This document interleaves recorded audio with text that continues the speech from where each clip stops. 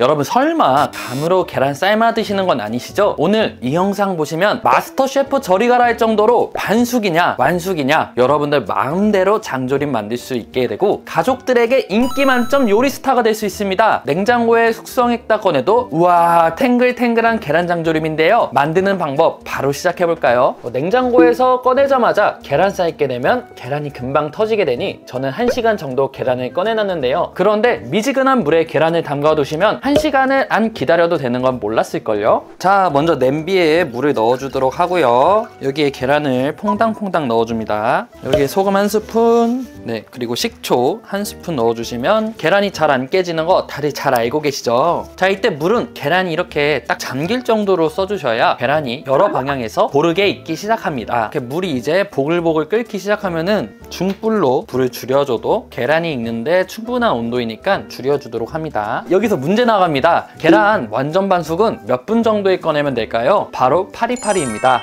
무슨 소리야 하실 수 있는데 8분부터 2분씩 더해주면 완전 반숙, 완숙 순으로 삶아지기 때문에 파리파리 법칙 알아주시면 되고요. 계란이 익어질 때 조금씩 한쪽 방향으로 휘저어주세요. 반액체인 노른자가 고르게 익기 때문에 아주 이쁘게 익기 시작합니다. 기호를 잘 모르시겠다는 분들은 이런 식으로 8분부터 2개씩 한번 꺼내보세요. 그럼 처음에는 감을 잡으시고 요 정도면은 괜찮겠다 하시는 그런 시간대에 앞으로 계란 장조림 해 드시면 됩니다. 그리고 꺼내실 때는 계란을 바로 차가운 물에 넣어주도록 하겠습니다. 계란 흰자가 수축하면서 껍질하고 사이가 벌어지잖아요. 그러면 나중에 껍질 까기가 굉장히 수월해집니다.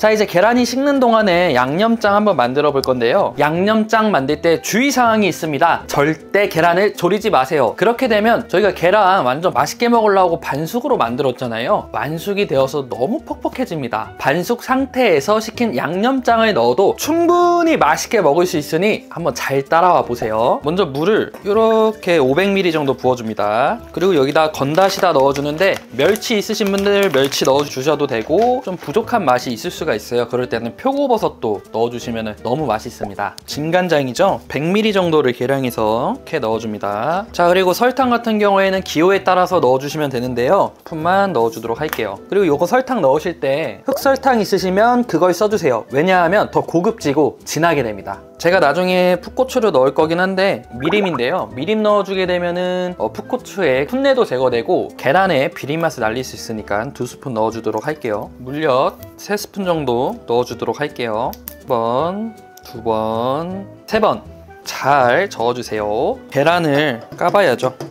소스가 만들어지고 있을 때 뒤에서 계란을 까고 해주세요. 제 영상 보시면은 따라할 수 있게끔 영상을 제작하고 있거든요. 영상에서 하는 대로만 따라해 주시면 맛있는 요리 먹을 수 있습니다. 이게 뭔가 좀 액체기가 있는 거 봐서는 얘는 좀 완전 반숙인 것 같아요. 그 간장 같은 경우에는 10분 정도 졸여주시면 됩니다. 이제 물이 조금 졸기 시작하잖아요. 그러면 한 중간쯤에 꽈리고추를 넣어주시면 됩니다. 꽈리고추 같은 경우에는 안 매운 꽈리고추도 있으니까 그거는 제가 고정 댓글에 써놓겠습니다. 필요하신 분들은 참고해 주시고요. 그리고 여기에 꼭짓단 마늘 있죠? 네, 11개 정도 되는데 같이 넣어주도록 할게요. 그 간혹가다 다진 마늘 넣으시는 경우 있는데 그렇게 되면은 계란 장조림이 너무 지저분해지니까 통마늘 넣는 거 추천드립니다.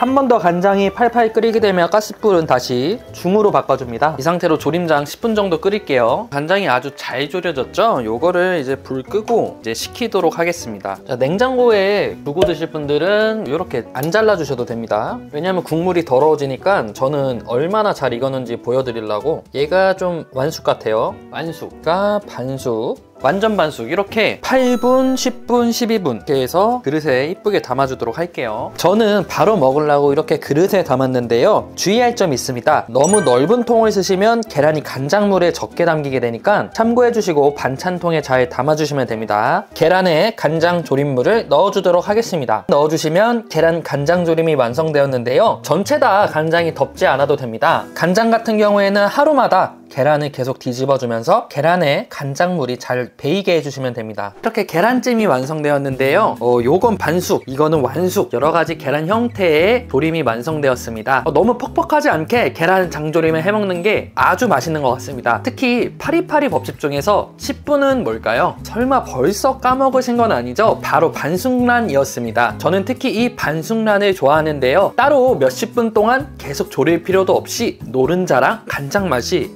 아주 잘 어울려서 맛있는 것 같습니다. 자, 오늘 요리 계란 장조림 만들어 봤는데요. 뭔가 긴가민가한 부분들 앞으로도 좋은 꿀팁 같은 건 전부 공유해 드리겠습니다. 좋은 하루 되셨으면 좋겠습니다. 이상 농부 셰프 장동민이었습니다.